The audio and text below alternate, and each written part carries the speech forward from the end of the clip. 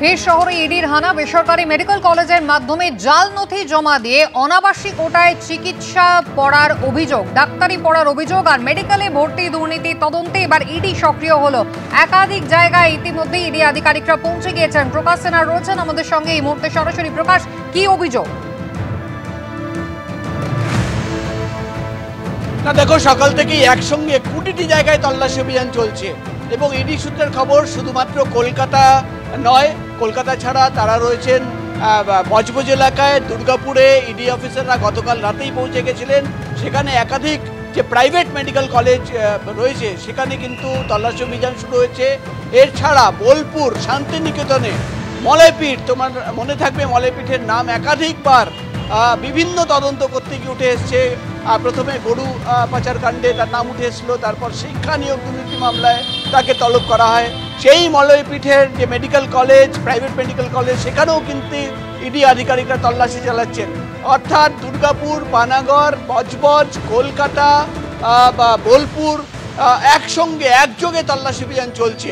ED আধিকারিকরা জানাচ্ছেন যে তদন্ত করতে গিয়ে তারা কিন্তু প্রাথমিকভাবে অনুসন্ধান করে জানতে পেরেছেন যে বিভিন্ন প্রাইভেট মেডিকেল কলেজে যে এনআরআই কোটায় অ্যাডমিশন হতো এবং সেই অ্যাডমিশনে যে নথি জমা দেওয়া হতো, অর্থাৎ যে ডকুমেন্টের ভিত্তিতে মেডিকেল কলেজে অ্যাডমিশন করা হতো, সেটাই কিন্তু প্রচুর ক্ষেত্রে দেখা যাচ্ছে যে জাল নথি জমা দিয়ে এনআরআই কোর্টে অ্যাডমিশন নেওয়া হয়েছে এবং তারাই পরে কিন্তু ডাক্তার হয়ে গেছে কিনা সেটাও কিন্তু তদন্ত করে দেখা হচ্ছে। এবং প্রাথমিকভাবে ইডি তরফে দাবি করা হচ্ছে যে কোটি কোটি টাকার লেনদেন হয়েছে।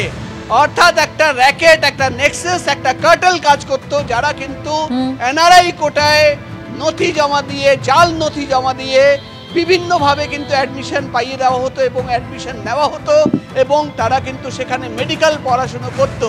এখানে কত টাকার লেনদেন হয়েছে, এই টাকা আলটিমেট বেনিফিশিয়ারি কারা, কোনোভাবে বাইরে থেকে কোনো সাপোর্ট ছিল কিনা, কেন দিনের পর দিন এটা চললো, একাধিক প্রশ্ন রয়েছে, যেটা সামনে রেখেই কিন্তু আজকে সকাল থেকেই আমরা দেখতে পাচ্ছি একসঙ্গে 20টি জায়গায় তল্লাশি অভিযান চলছে। শুধুমাত্র পশ্চিমবঙ্গ নয়, ইডি সূত্রের খবর ভিন রাজ্যেও কিন্তু একাধিক জায়গায় তল্লাশি অভিযান চালাচ্ছেন ইডি আধিকারিকরা।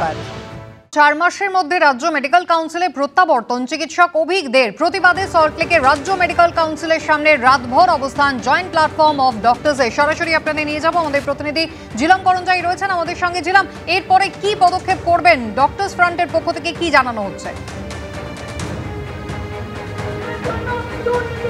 একদমই, আজ সকালে আমরা দেখলাম কিছুক্ষণ আগে আমি যেখানে দাঁড়িয়ে আছি ঠিক সেইখানে যে ত্রিপল টাঙানো ছিল, সেই ত্রিপলগুলো খুলে নেওয়া নিয়ে পুলিশের সঙ্গে বিতর্ক এবং বচসা বাঁধে।